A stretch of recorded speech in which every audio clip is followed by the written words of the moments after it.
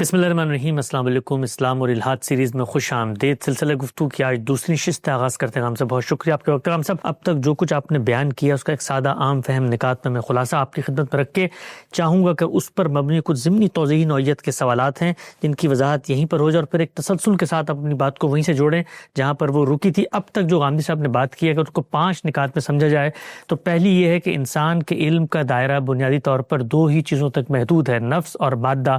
یہ دونوں اپنے مظاہر میں یا تو بطور شے سامنے آتے ہیں یا بطور قوت کے ظہور کے۔ دوسری چیز یہ ہے کہ دنیا کی تمام زبانوں میں اسم اور فعل کی تقسیم دراصل اسی حقیقت کی عکاس ہے، اور زبان کے قواعد کی بنیاد بھی اسی فطری ادراک پر قائم ہوتی ہے۔ تیسری چیز یہ ہے کہ نفس اور مادے کی حقیقت تک پہنچنے کے لیے انسان کو جو ملکہ عطا ہوا ہے وہ عقل ہے، اور یہی عقل انسان کا شرف اور اس کا اصل امتیاز ہے۔ اور چوتھی بات یہ ہے کہ نفس اور مادے کے ادراک کے ذرائع حواس ہیں جو عقل کے لیے باب العلم کی حیثیت رکھتے ہیں۔ یہ حواس 2 قسم کے ہیں، ظاہری جو مادے سے متعلق ہوتے ہیں اور باطنی جو نفس سے متعلق ہوتے ہیں۔ اور 5ویں اور آخری نقطہ جو غام صاحب کی گزشتہ نشست میں سامنے آیا تھا کہ حواس کے ذریعے حاصل ہونے والے یہ حقائق کسی استدلال کے محتاج نہیں ہوتے، یہی وجودی حقائق کہلاتے ہیں، اور انسان کے علم کی ابتدا انہی کے ادراک سے ہوتی ہے۔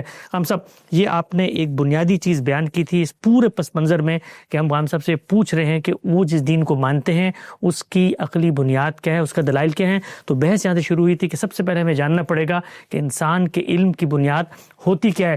یہ جو غام صاحب آپ نے ابھی تک پیشکش کی ہے اس پہ چند چیزیں میں آپ کی خدمت میں رکھتا ہوں۔ تو ہم سے پہلی چیز یہ سامنے آتی ہے کہ انسان کے علم کا موضوع اگر 2 ہی چیزیں بن سکتی ہیں، نفس اور مادہ، تو اور بھی تو کچھ حقائق ہیں جن پر انسان گفتگو کرتا ہے، وہ اس کے علم میں آتے ہیں، اس کی بنیاد پر وہ فیصلے کرتا ہے۔ مثلا زمان و مکان کی بحث ہے، وقت کی بحث ہے، تو یہ بظاہر تو نہ نفس میں شامل ہوتے ہیں نہ مادے میں شامل ہوتے ہیں، تو پھر ہم نے 2 ہی چیزوں میں انسان کے علم کے موضوع کو بند کیسے کر دیا؟ یہ ان دونوں کے متعلقات ہیں۔ جب آپ کسی شے کا تجزیہ کرتے ہیں تو وہ کوئی مجرد چیز نہیں ہوتی، ٹھیک، اس کی صفات ہوں گی، اس کے اعراض ہوں گے، اس سے کچھ جہات متعلق ہو جائیں گی، اس کے کچھ لواحق ہوں گے، اس کے کچھ لوازم ہوں گے۔ ہم جب مکان کا تصور کرتے ہیں تو وہ کیا چیز ہے؟ وہ شے کا ظرف ہے۔ اسی طرح زمان کیا چیز ہے؟ وہ شے میں قوت کے ظہور کا ظرف ہے۔ ٹھیک، اس لحاظ سے یہ متعلقات ہیں۔ جب ہم یہ کہتے ہیں کہ ہم نفس کا مطالعہ کریں گے تو ان تمام پہلوؤں سے اس کا مطالعہ کریں گے، اس میں ظرف بھی زیر بحث آ جائے گا۔ اسی طرح شے کا مطالعہ کریں گے تو اس میں اس کا مکان بھی زیر بحث آ جائے گا، اور بہت سی دوسری چیزیں بھی۔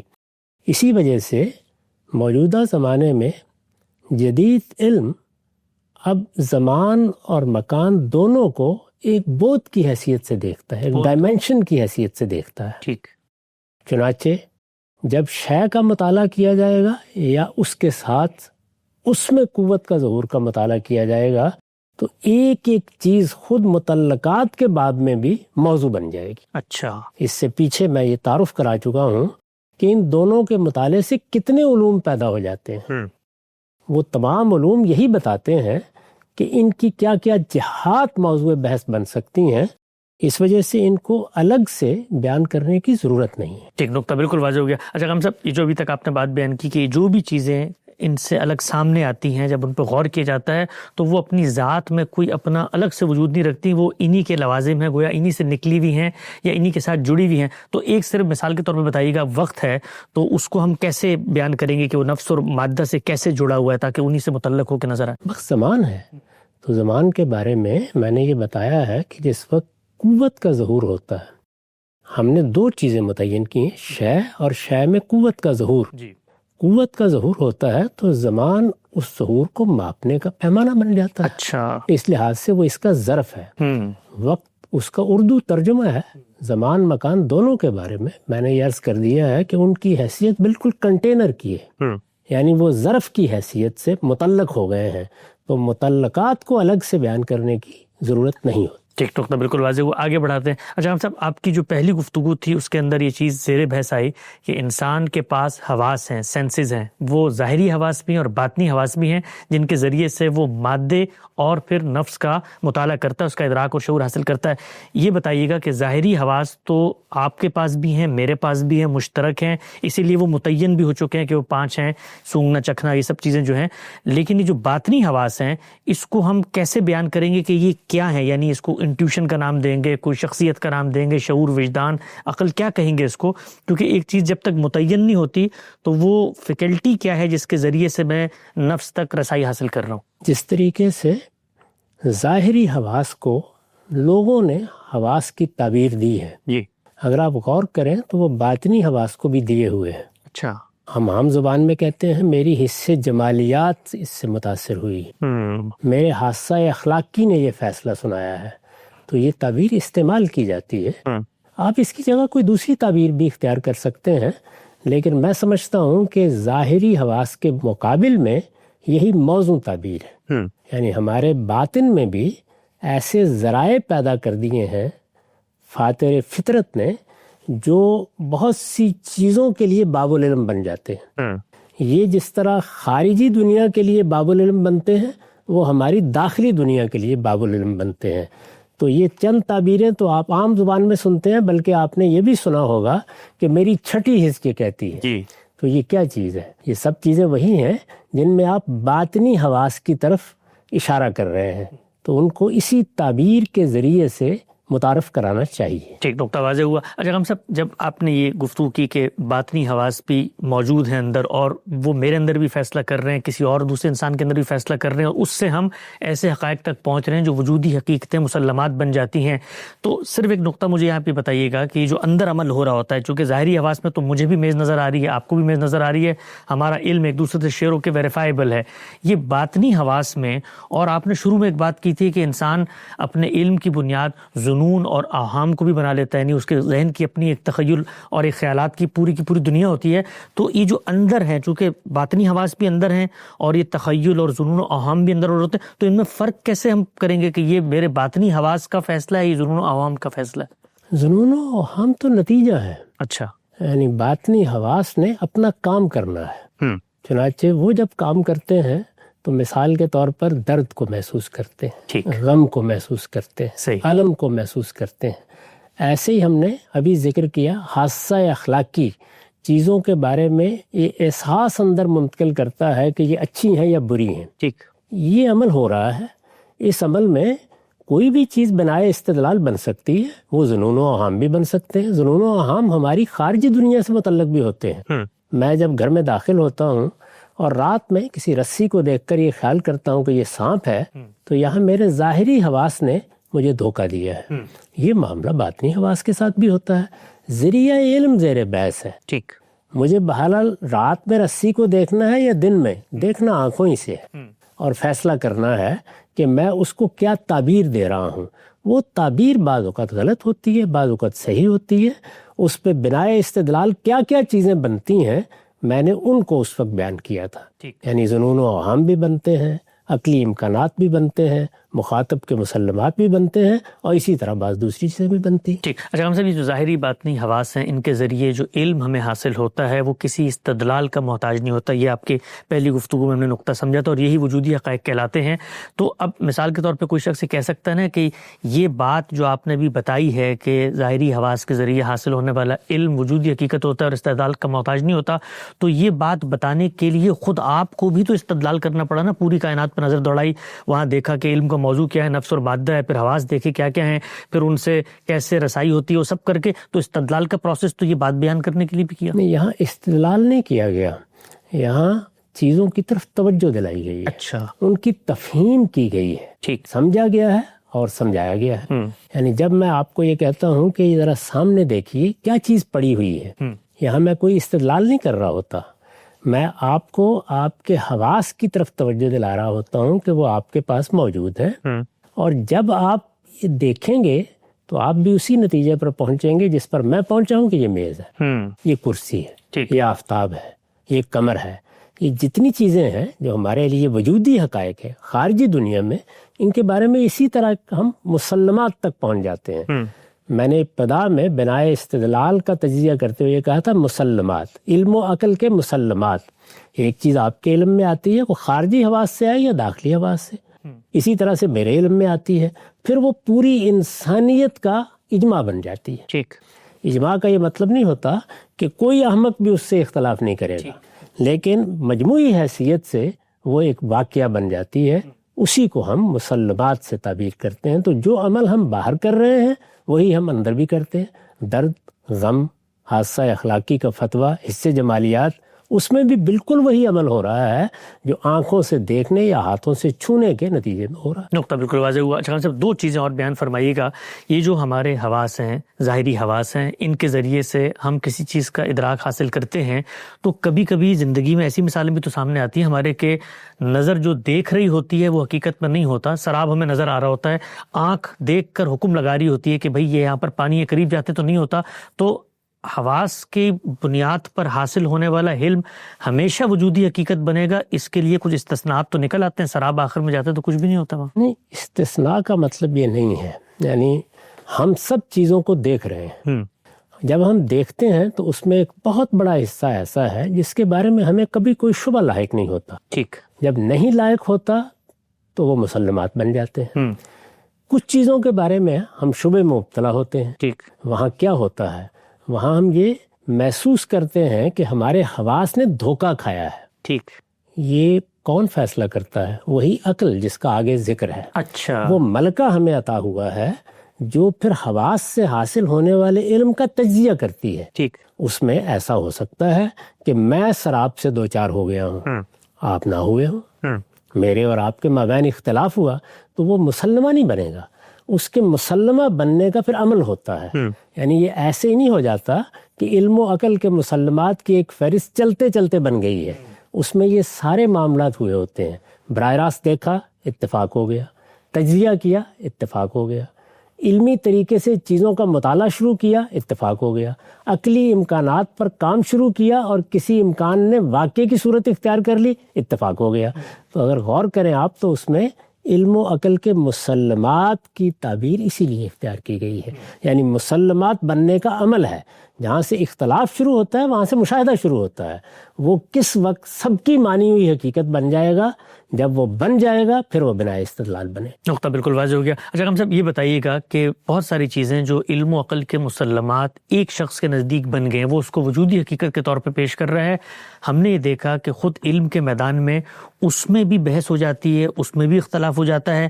تو یہ کہنا کہ جی یہ جو چیزیں ہیں یہ کسی استدلال کے محتاج نہیں ہوتی ہیں، وجودی حقیقتیں ہوتی ہیں، یہ آفتاب آمد دلیل آفتاب ہے۔ میں ایک مثال لے لیتا ہوں، یہاں پر کسی فلسفی کا موقف پیش کرنا پیش نظر نہیں ہے، صرف مثال کے طور پہ اب بڑا مشہور اختلاف ہے، ہم جانتے ہیں ڈیکارٹ کا اور ہیوم کا۔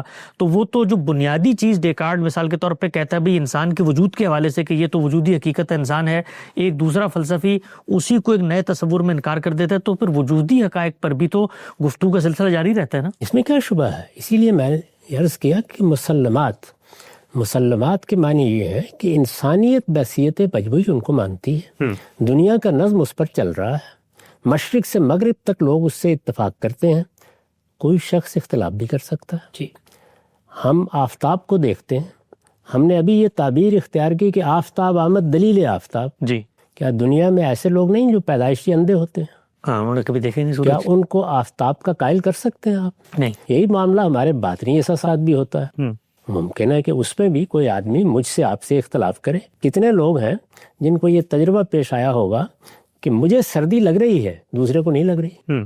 تو یہ وہ اختلافات ہیں جو دنیا میں کسی چیز کے مطالعے میں بھی ہو سکتے ہیں۔ ٹھیک، پھر بعد میں کس چیز پر جا کے اتفاق ہوا، کس چیز کو انسانوں نے بحیثیت مجموعی مان لیا، کس چیز کو انہوں نے اپنی زندگی میں اختیار کر لیا۔ تو یہ ہمارے بعض فلسفی ہیں جنہوں نے سوفسطائیت کے نقطہ نظر کو آگے بڑھایا ہے۔ ٹھیک، اس میں ہر چیز معرض بحث میں آتی ہے۔ دیکارت کو جب یہ کہنا پڑا کہ میں سوچتا ہوں اس لیے میں ہوں، تو اس کا مطلب یہ ہے کہ علم کی ابتدا جس جگہ سے ہو رہی تھی اس کو ابتدا نہیں مانا گیا، بلکہ اس پر سوال اٹھا دیا گیا۔ جی، وہ سوال اٹھایا کس نے اٹھایا؟ خود دیکارت نے اٹھایا۔ اور جب اس نے اٹھایا تو گیا اپنے وجود کو مان کر اٹھایا، سوال کرنے کی صلاحیت کو قبول کر کے اٹھایا۔ اگر ہیوم بھی یہاں بیٹھے ہوئے ہوں اور وہ ایک تقریر کر دیں کہ یہ میز جو تمہیں نظر آ رہی ہے اسی کوئی حقیقت نہیں ہے، تو وہ کر سکتے ہیں، لیکن جس وقت اٹھیں گے تو ان کا عمل تکذیب کر دے گا، اس لیے کہ انہیں بھی اٹھتے وقت اس بات کا خیال کرنا پڑے گا کہ میں کہیں اس سے ٹکرا نہ جاؤں۔ تو وجودی حقائق ان حقائق کو کہتے ہیں کہ آپ چاہیں تو آپ اپنا سر ان سے ٹکرا کے اس کو پھوڑ سکتے ہیں، ان کا انکار نہیں کر سکتے۔ نقطہ بالکل واضح ہو گیا۔ ہم سب اب تک کی جو پریزنٹیشن سامنے آئی ہے اس میں انسان کے علم کا موضوع کیا چیزیں بن سکتی ہیں اور کس فیکلٹی کے ذریعے بنتی ہیں، اس کی بحث پایہ تکمیل تک پہنچتی ہے۔ آگے بڑھائیں اس بات کو، یہ بتائیے گا کہ یہ جو کچھ ابھی تک آپ نے بتایا اس میں جو ایک دعویٰ ہے کہ عقل تو انسان کا سب سے بڑا شرف ہے، امتیاز ہے، تو عقل اس میں کر کیا رہی ہے؟ عقل تو محض ایک ٹول ہے، یہاں پر حواس ہیں، وہ خارج کے اندر ایک چیز موجود ہے، اس کے اوپر جا کر حکم لگایا جائے، تو عقل کی حیثیت کیا ہے؟ اس کو کیسے بیان کرتے ہیں پھر آپ؟ وہی کام کر رہی ہے جس کی ایک مثال سامنے آ گئی ہماری اسی گفتگو میں، یعنی جو چیزیں یہ ذرائع علم یعنی ہمارے حواس خواہ وہ باطنی ہیں وہ ظاہری ہیں اندر منتقل کرتے ہیں، ان کو سمجھنے کا کام، وصول کرنے کا کام عقل کرتی ہے۔ ٹھیک، اب وہ کس معاملے میں اندر کے کسی الہام کی اتباع پہ مجبور ہے، کس میں آزاد ہے، کس میں مختار ہے، یہ ہم آگے جا کے زیر بحث لائیں۔ ٹھیک، شروع کیجیے۔ اس سے پچھلی نشست میں ہم یہاں تک پہنچ گئے تھے کہ انسان کے علم کا مبدا کیا ہے۔ ٹھیک، میں نے عرض کیا تھا کہ وہ وجودی حقائق ہے، مبدا یعنی علم بننے کا عمل شروع ہو گیا ہے۔ اب یہ کہا جا سکتا ہے کہ ہم علم کی بارگاہ میں داخل ہونے جا رہے ہیں۔ ٹھیک، اس کے بعد میں نے لکھا ہے یہ ادراک یعنی ہم نے حواس کے ذریعے سے ایک تعلق پیدا کیا شے سے یا قوت کے ظہور سے، یہ ادراک ہے۔ یہ ادراک علم کس طرح بنتا ہے؟ اس سوال کا جواب یہ ہے کہ ان الہامات سے جو انسان کی فطرت میں ازل سے ودیت ہے۔ اچھا، کسی چیز کا ازل سے ودیت ہونا، اس کا مطلب یہ ہے کہ انسان کی خلقت جب سے ہوئی ہے یہ چیز اس کے اندر ہے، یہ گویا اس کی شخصیت کی تعمیر ہی میں شامل کر دی گئی ہے، یہ انیٹلی انٹرسٹڈ ہے، یہ انگرینڈ ہے، اس کو اس کی سرشت میں اس کی فطرت میں رکھ دیا گیا ہے۔ ٹھیک، جو انسان کی فطرت میں ازل سے ودیت ہے۔ اس میں لفظ الہامات استعمال کیا گیا ہے، اس کو کوئی مذہبی تعبیر نہ سمجھیے۔ الہام یا وحی کا لفظ اپنے لغوی مفہوم میں کسی چیز کو القاء کر دینے اور ڈال دینے کے معنی میں آتا ہے۔ جب ہم کسی مخلوق کا مطالعہ کرتے ہیں تو اس مخلوق کی غایت وجود کی طرف جو چیز محرک بنتی ہے کہ اسے لے کر جائے، اس کے لیے جامع ترین تعبیر یہی ہے۔ اچھا، یعنی الہام یا وحی۔ چنانچہ دیکھیے قرآن مجید نے اس کو کس طرح استعمال کیا۔ قرآن مجید شہد کی مکھی کے بارے میں یہ کہتا ہے کہ ہم نے اس میں یہ بات وحی کر دی ہے کہ وہ پھولوں سے رس چوسے گی اور اس سے شہد بنائے گی۔ یہ اس کی غایت وجود ہے۔ اس غایت وجود کی طرف لے جانے والی کیا چیز ہے؟ وہ کیا چیز ہے جس نے اسے مجبور کر دیا ہے کہ وہ صدیوں سے یہی کام کر رہی ہے اور کرتی چلی جا رہی ہے؟ تو اس کو کس چیز سے تعبیر کریں گے؟ ایک طریقہ یہ ہے کہ اس کو امر سے تعبیر کریں، دوسرے یہ کہ وحی سے تعبیر کریں، تیسرے یہ کہ الہام سے تعبیر کریں۔ تو الہامات ہی وہ تعبیر ہے جو اس معاملے میں سب سے بڑھ کر مدعا کو ادا کر دیتی ہے۔ میں نے عرض کیا کہ اس کو کوئی مذہبی چیز نہ سمجھیے۔ یہ ادراک علم کس طرح بنتا ہے؟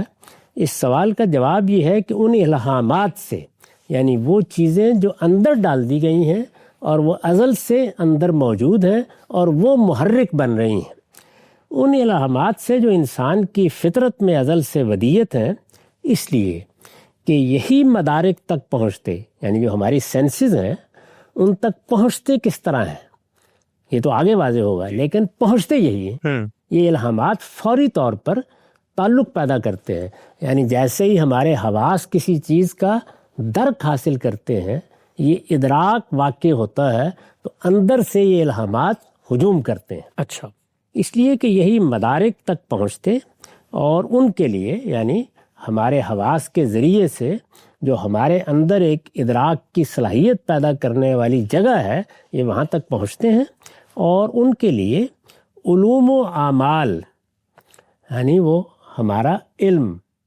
جس کو آپ نالج کہتے ہیں، وہ ہمارے اعمال جن کو آپ ایکشنز کہہ سکتے ہیں، اور ان کے لیے علوم و اعمال اور نظر و استدلال کا منبع بنتے ہیں۔ یعنی اب گویا نظر یعنی کسی چیز کو سوچنا، غور کرنا، اس کی تحلیل کرنا، اس کے لیے جامع تعبیر ہے نظر، اور استدلال یعنی ریزننگ۔ تو یہ گویا انسان کو اس جانب لے جاتے ہیں کہ اب اسے ایک سورس مل گیا ہے، ایک منبع مل گیا ہے جس سے اب نظر و استدلال پھوٹ پڑیں گے، جس سے علوم نکلیں گے، جس سے اعمال وجود میں آئیں گے۔ یہ ادراک علم کس طرح بنتا ہے؟ اس سوال کا جواب یہ ہے کہ ان الہامات سے جو انسان کی فطرت میں ازل سے ودیت ہیں، اس لیے کہ یہی یعنی یہ الہامات مدارک تک پہنچتے، سینسز تک پہنچتے، اور ان کے لیے علوم و اعمال اور نظر و استدلال کا منبع بنتے ہیں۔ علم پیدا ہونا شروع ہو گیا، علم کی کنسٹرکشن شروع ہو گئی، علم کی تشکیل شروع ہو گئی۔ عقل ان کے حضور میں محکوم محض ہے، یعنی عقل اپنے آپ کو ان پر مسلط نہیں کر سکتی۔ یہ الہامات آئیں گے اور یہ جو فیصلہ سنائیں گے، عقل اس کو ماننے کے لیے مجبور ہے۔ کوئی الہامات عقل سے بھی اوپر ہیں، وہ اس سے اوپر ہے۔ اچھا، اس لیے ہے کہ وہی ہے در حقیقت جو عقل کو پابند کر دیتے ہیں کہ وہ ان چیزوں کو وجودی حقائق کی حیثیت سے قبول کرے۔ عقل ان کے حضور میں محکوم محض ہے، وہ ان کے احکام سے انحراف نہیں کر سکتی۔ انسان کی زندگی انہی پر یقین سے عبارت ہے۔ یعنی میری آپ کی زندگی کیا ہے؟ ہمارے خارجی دنیا میں پھیلی ہوئی اشیاء، ان کو ہم حقیقت مانتے ہیں، اس سے زندگی عبارت ہوتی ہے۔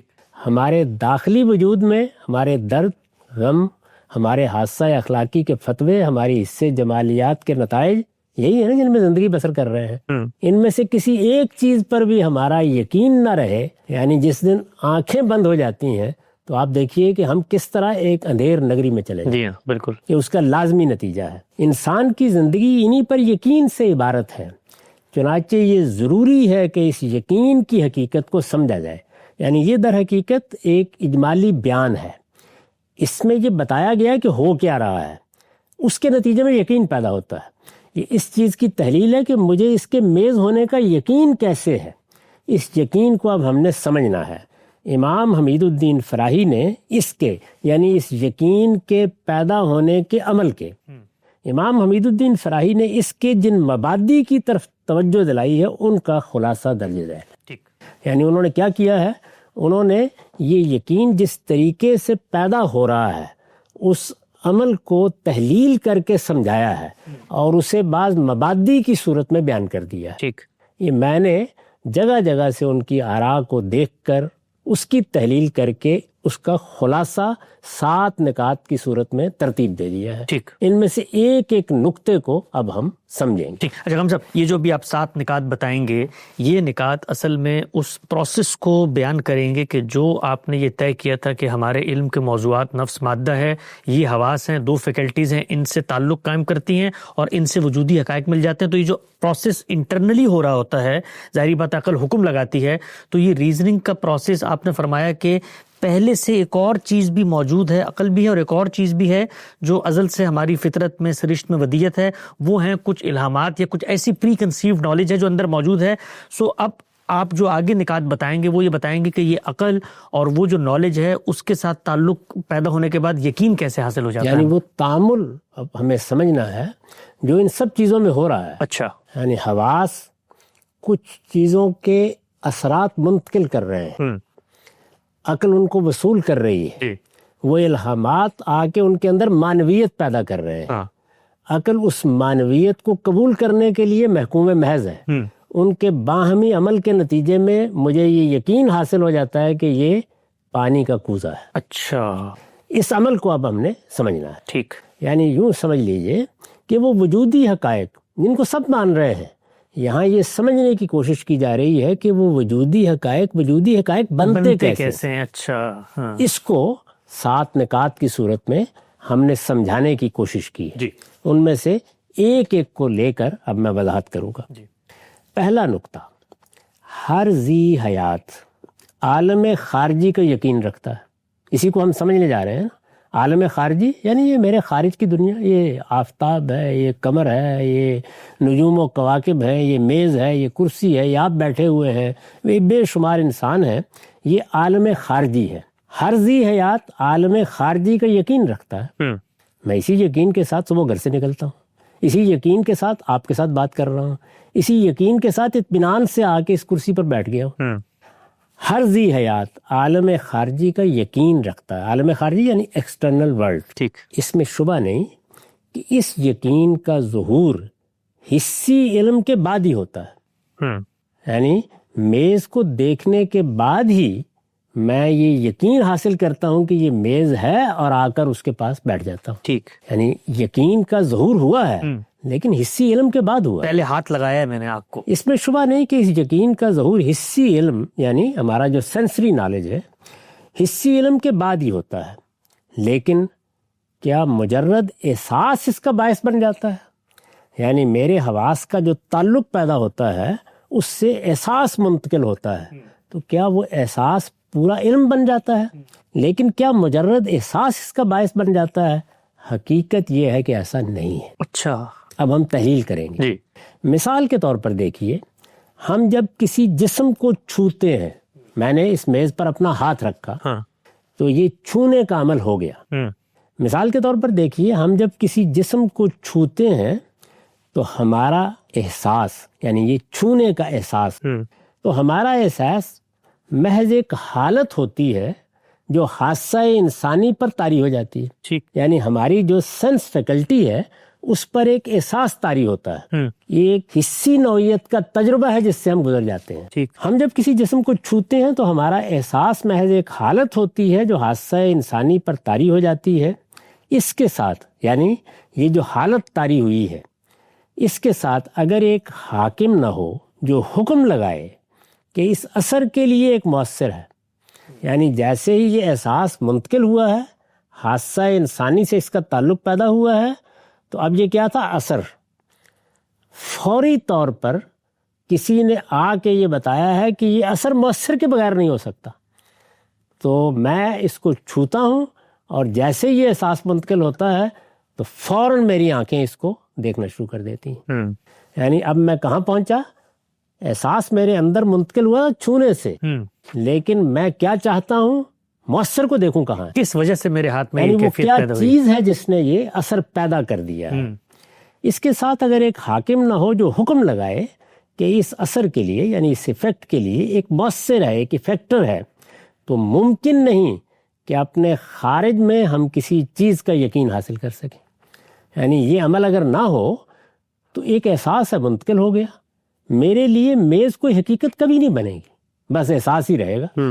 یہ اس وجہ سے بنا ہے کہ جیسے ہی میرے ہاتھ نے یہ احساس اندر منتقل کیا ہے، فوری طور پر اندر سے حکم دیا گیا ہے کہ آنکھیں اس جانب متوجہ ہوں، وہ مؤثر کو دیکھیں، اور جیسے ہی انہوں نے مؤثر کو دیکھا ہے تو اثر اور مؤثر کے تعلق نے اس کو میرے لیے ایک حقیقت بنا دی ہے۔ ٹھیک، اس کے ساتھ اگر ایک حاکم نہ ہو جو حکم لگائے کہ اس اثر کے لیے ایک مؤثر ہے، تو ممکن نہیں کہ اپنے خارج میں ہم کسی چیز کا یقین حاصل کر سکیں۔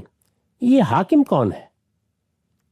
یعنی وہ کیا چیز ہے جو حکومت کر رہی ہے؟ حاکم کون ہے جس کے سامنے انسان کا ارادہ و اختیار محکوم محض ہو کر رہ جاتا ہے؟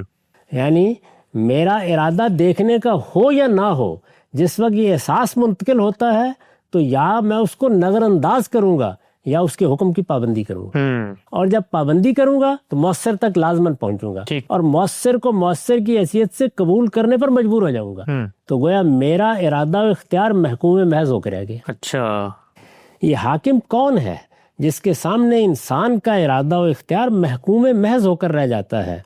یہ اگر غور کیجئے تو وہی الہامات ہیں جو نفس انسانی پر حکومت کر رہے ہیں۔ یعنی شہد کی مکھی کو وہ کیا چیز ہے جو اٹھا دیتی ہے کہ جاؤ پھولوں کا رس چوسو، اور جگہ جگہ سے وہ رس لا کے چھتے میں جمع کرو اور اسے شہد میں تبدیل کر دو۔ اس کے اندر کوئی محرک ہے نا، وہ محرک ہے جس کو قرآن مجید نے وحی سے تعبیر کیا۔ ہم اسی طرح کے محرکات کو یہاں الہامات سے تعبیر کر رہے ہیں۔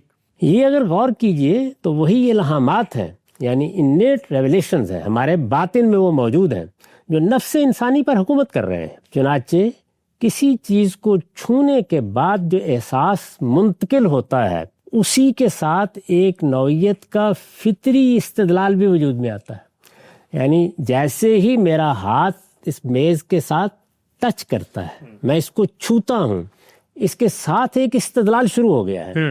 وہ استدلال کیا ہے؟ جو ہمیں اثر سے مؤثر تک پہنچا دیتا ہے۔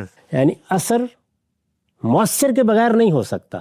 یہ میرے اندر میرے شعور کی ساخت میں ودیعت الہام ہے، اس نے فوری طور پر وہ تعلق پیدا کرنا ہے۔ چنانچہ کسی چیز کو چھونے کے بعد جو احساس منتقل ہوتا ہے اسی کے ساتھ ایک نوعیت کا فطری استدلال بھی وجود میں آتا ہے جو ہمیں اثر سے مؤثر تک پہنچا دیتا ہے۔ اس استدلال کے لیے کوئی مقدمات نہیں ترتیب دیے جاتے، یعنی جس طرح ہم منطق میں یا کسی لاجیکل آرگومنٹ کو کنسٹرکٹ کرتے ہیں، اس نوعیت کا کوئی کام نہیں ہوا۔ اس استدلال کے لیے کوئی مقدمات نہیں ترتیب دیے جاتے، یہ فکر و ارادہ کے بغیر وجود میں آتا۔ یعنی ایسا نہیں ہوا کہ میں نے اس کو چھوا، پھر میرے اندر یہ فکر پیدا ہوئی کہ مجھے یہ فیصلہ کرنا ہے کہ یہ کیا چیز ہے، پھر میں نے ارادہ کیا کہ اب میں اس کو متعین کروں۔ ایسا کچھ نہیں ہوا، بلکہ یہ اس طریقے سے ہوا ہے کہ میں اس سارے عمل کے سامنے محکوم ہو کے رہ گیا ہوں۔ یہ فکر و ارادہ کے بغیر وجود میں آتا، اور ایسا کبھی ہوتا ہے کہ ہم اس سے اختلاف کرنا بھی چاہیں تو نہیں کر سکتے۔ اچھا، اختلاف کرنا بھی چاہیں تو نہیں کر سکتے۔ عملی زندگی میں ہم ان میں سے ایک ایک چیز کو نہ صرف یہ کہ ماننے پر مجبور ہیں، بلکہ انہی پر ہماری زندگی کی پوری عمارت استوار ہو رہی ہے۔ یہ فکر و ارادہ کے بغیر وجود میں آتا، اور ایسا کبھی ہوتا ہے کہ ہم اس سے اختلاف کرنا بھی چاہیں تو نہیں کر سکتے۔ اس سے یہ حقیقت واضح ہوتی ہے کہ ہمارا کسی چیز کو جاننا، کسی چیز کا علم حاصل کرنا، یہ کیا ہو رہا ہے؟ یہ اصل میں ادراک علم کس طرح بنتا ہے۔ یہ حقیقت واضح ہوتی ہے کہ ہمارا کسی چیز کو جاننا اور اس کے وجود کا یقین حاصل کر لینا علم و یقین کی اسی قوت کا اظہار ہے جو ہماری فطرت میں ودیعت ہے۔ ٹھیک، یعنی یہ اصل میں علم و یقین کی وہ قوت ہے جس کو ان الہامات کے ذریعے سے میرے اندر ودیعت کر دیا گیا ہے، وہ میرے وجود کا حصہ بن گئی ہے، وہ میرے اندر انگرینڈ ہے۔ چنانچہ میں اس یقین سے الگ ہو کر کسی چیز کو دیکھنے کا تصور ہی نہیں کر سکتا۔ اس سے یہ حقیقت واضح ہوتی ہے کہ ہمارا کسی چیز کو جاننا اور اس کے وجود کا یقین حاصل کر لینا علم و یقین کی اسی قوت کا ظہور ہے جو ہماری فطرت میں ودیعت ہے۔ انسان کو یہ قوت اسی طرح عطا ہوئی ہے جس طرح اس کے حواس اور دوسری قوتیں عطا ہوئی۔ یعنی جیسے حواس میں نے استدلال سے بنائے نہیں ہیں، وہ مجھے دیے گئے ہیں ایک ذریعہ علم کے طور پر، وہ باطنی ہوں یا ظاہری ہوں۔ بالکل اسی طریقے سے یہ الہامات میرے اندر موجود ہیں۔ یعنی شہد کی مکھی نے جو پھولوں کا رس چوسنے کے لیے آلات استعمال کیے ہیں وہ بھی اس کو دیے گئے ہیں، اور اس کو شہد میں تبدیل کرنے کے لیے جو مشینری اس کے اندر ہے وہ بھی اسے دی گئی ہے، اور وہ الہام بھی اس کے اندر موجود ہے جس نے اس راستے پر اس کو ڈال دیا ہے۔ تو یہ سب چیزیں گویا کیا ہیں؟ یہ عطایا ہے، یہ دی گئی ہیں، یہ وہ چیزیں ہیں کہ جو میرے وجود کے ساتھ مجھے ودیعت کر دی گئی، جو ہماری فطرت میں ودیعت ہے۔ انسان کو یہ قوت اسی طرح عطا ہوئی ہے جس طرح اس کے حواس اور دوسری قوتیں عطا ہوئی ہیں۔ خلاصہ یہ ہے کہ ہم حواس کو متعین کر لیتے ہیں، ہم اشیاء سے بھی واقف ہو جاتے ہیں، وہ باہر خارجی دنیا میں موجود ہے، لیکن ان اشیاء کو جو امتیاز دیا ہے، ان کو الگ کیا ہے، ان کے اندر تمیز پیدا کر کے ان کی ایک شخصیت بنا دی ہے، اور میرا علم اس سے متعلق کر دیا ہے، ہماری توجہ نہیں ہوتی، وہ ہمارے باطن کا الہام ہے جو یہ سارا کام کر رہا ہے۔ اچھا، اس کو اس پہلے نقطے میں واضح کیا گیا۔ ٹھیک، ہم سب یہ نقطہ سامنے آ جاتا ہے۔ دو چھوٹی سی وضاحتیں جو اسی سے متعلق ہیں جس سے یہ مزید بات بالکل مثال کی سطح پر اتر جائے گی۔ مثال کے طور پہ آپ نے کہا کہ اس سے جو علم ہمیں حاصل ہوتا ہے وہ فکر و ارادے کی بنیاد پہ نہیں ہوتا، وہ ایک الہامات کا حکم ہے جس کو عقل قبول کرتی ہے۔ اب مثال کے طور پہ میں نے میز کو ہاتھ لگایا تو یہاں ہاتھ لگانے سے ہاتھوں میں دباؤ پیدا ہوا، انہوں نے نیورونز کے ذریعے دماغ کو ایک میسج پہنچا دیا۔ اب یہ میز ہے، یہ چیز تو مجھے معاشرے نے بتائی نا، اس لیے کہ اندھیرے کمرے میں جب میں چیزوں کو ہاتھ لگاتا ہوں تو میں فیصلہ نہیں کر پا رہا ہوتا، نہ میرا الہام مجھے بتا رہا ہوتا ہے کہ یہ میز ہے، یہ کرسی ہے. تو یہ چیز کہ جی یہ نظر آ رہی ہے، اس طرح کی بنی ہوئی ہوتی ہے، اس کو میز کہا جاتا ہے. یہ تو صدیوں سے انسانوں نے میز کو میز کہنا شروع کیا. تو اس کے بعد جب میں میز کو دیکھتا ہوں تو یہ میرا ہاتھ لگانا اوپر جاتا ہے اور وہ عقل حکم لگا کے مجھے دیتی ہے کہ یہ میز ہے. تو یہ میز کا علم تو مجھے باہر سے ملا نا؟ نہیں، یہ آپ کو نام باہر سے ملا ہے. اچھا. یعنی جو آپ نے اس کو ایک صورت میں اپنے باطن کے اندر شخصیت دی ہے، جی وہ اصل میں آپ نے بھی دی ہے، میں نے بھی دی ہے، ہزاروں انسانوں نے دی ہے. اس سے وہ ایک مشترک حقیقت بنی ہے. ٹھیک. پھر ہم نے اس کو نام دیے. اچھا. ہم نے اردو میں اس کو میز کا نام دے دیا ہے، انگریزی میں کوئی اور نام دے دی. ٹھیک. تو یہ نام منتقل ہو رہے ہیں. اگر آپ دیکھیں تو باطن میں یہ عمل ہوا ہے. جس نے پہلے اس کو میرا، آپ کا، زید کا، بکر کا علم بنایا ہے، پھر اس علم میں اشتراک پیدا ہوا ہے، پھر نام دینے کی ضرورت پڑی ہے، اور نام دینے کی اس ضرورت نے ابلاغ کا رشتہ پیدا کر دیا. ٹھیک، نقطہ بالکل واضح ہو گیا. اچھا خان صاحب، جو حاصل ہے آپ کی اس پہلے نقطے کا وہ یہ ہے کہ جب تک کوئی چیز مؤثر نہیں ہوگی، جب تک کوئی چیز افیکٹر نہیں ہوگی، اس وقت تک کوئی افیکٹ نہیں پیدا ہو سکتا. تو میں اسی مثال کو دوبارہ آپ سے پوچھتا ہوں جو شروع میں زیر بحث آئی کہ مجھے ایک چیز افیکٹ نظر آ رہا ہے، مجھے پانی نظر آ رہا ہے سامنے، لیکن قریب جاتا ہوں تو فیکٹر ہوتا ہی نہیں. تو گویا مؤثر کے بغیر بھی اثر تو کہیں نہ کہیں ہو جاتا ہے. نہیں، وہاں پر بھی مؤثر تھا. جو چیز آپ دیکھ رہے ہیں اس نے یہ اثر پیدا کیا ہے. اچھا. اب اس اثر کی آپ تحقیق کر رہے ہیں. صحیح. جا کے دیکھتے ہیں کہ وہ اثر کس چیز سے یعنی آیا وہ سورج کی شعاع سے پیدا یہاں ہو بھی رہا ہے. یہی ہوا ہے. یعنی میرے ہاتھوں نے ایک احساس منتقل کیا ہے، فوراً میری آنکھیں متوجہ ہوئی ہیں. اس کے بعد میرے باطن میں جو تصویر ہے اس تصویر کے ساتھ اشتراک پیدا ہوا ہے، اور اب اندر سے ایک حکم لگا ہے کہ یہ میز ہے. ٹھیک، نقطہ بالکل واضح ہو گیا. غامدی صاحب سے ہم سمجھ رہے ہیں کہ وہ 7 نکات کیا ہیں جو اس پورے پروسیس کو سمجھاتے ہیں کہ جس طرح ہمارے حواس کام کرتے ہیں اور وہ یقین کی منزل تک پہنچ جاتے ہیں. پہلا نقطہ زیر بحث آیا. مزید نکات کے اگلی نشست میں زیر بحث آئیں گے. وقت یہاں پہ ختم ہوتا ہے. دوبارہ حاضر خدمت ہوں گے. اب تک آپ کو بہت شکریہ.